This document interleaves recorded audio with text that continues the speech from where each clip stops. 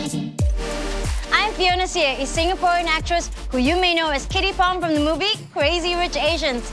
Eating is a national pastime in Singapore, and as a nation, we are passionate about discovering new flavors, cuisines, and dishes. Come with me as I introduce to you 7 things you didn't know about Singapore's food heritage. Singapore's hawker centres are iconic. Each day, more than 6,000 hawkers produce food at 110 different hawker centres. Today, I'm showing you around one of my favourites, Old Airport Road Food Centre, together with Aussie Dr. Donna Brunero, a historian. Donna, you lived in Singapore for 19 years. You're practically Singaporean. So can you tell me more about why you love the food here? What I really love about the food is the diversity of the cuisine. You can really go from delicate flavors to really big blockbuster dishes.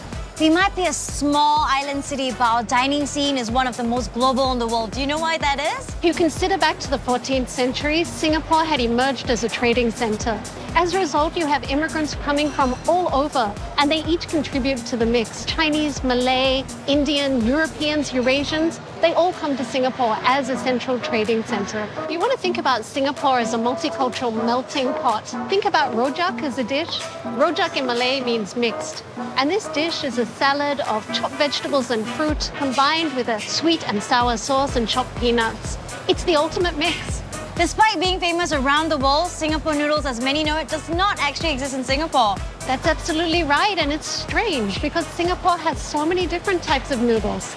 You have Hokkien mee, char kway teow, and bak chor mee. There are so many different varieties that you can try. Oh, yummy! Let's have a sample. Hokkien mee is a noodle dish which is known for its prawn and pork stock.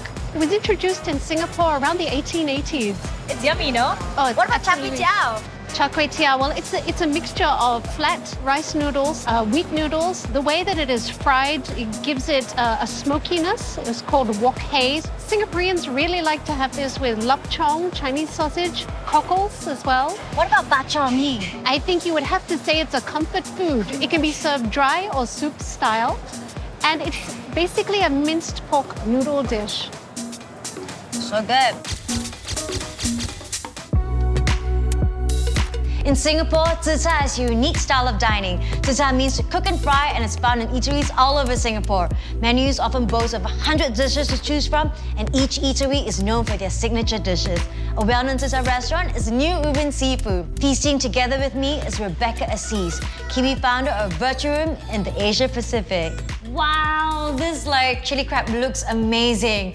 This is one of the most globally famous traditional zi char dishes in Singapore. So, how did it originate? Let me test you. Actually, on Singapore's east coast, where I live, Madam Cher was making one of her famous stir-fry dishes, and her husband told her to spice it up. So she put in some chili sauce. What a story! Yeah. So they then started selling it from their push cart, and the rest, as they say, is history.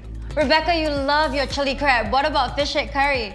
I actually do love fish head curry. In traditional Indian cooking, they discard the fish head, but the Chinese actually love it. So this particular chef, MJ Gomez, he decided to create a special Indian fish head curry, and it was an absolute hit with his Chinese customers. Ooh la la, this looks absolutely delicious. Chef Pang, please tell us the inspiration behind the heart attack fried rice. This beef was the dish that I used to cook for the family. The problem was that all this rich fat was left in the pan. So one day I decided to then fry rice with the oil, and that's how we came up with the heart attack fried rice. Ooh, all the goodness of it. I have to try it now. Woo. As day turns to night, I'm going from casual to fine dining. Tonight, I'm dining with Aussie-Singaporean Christy Ganaway, who is a professional athlete and self-confessed foodie. We're here at Restaurant Labyrinth, a 1 Michelin-starred restaurant well known for its modern Singaporean cuisine, known as Mott Sin. Tonight, we're trying to take on their classics, chili crab and bak chor mee. This dish looks amazing. Yeah. And did you know it's actually a carb-free version of bak chor mee? Wow, even better. Yeah.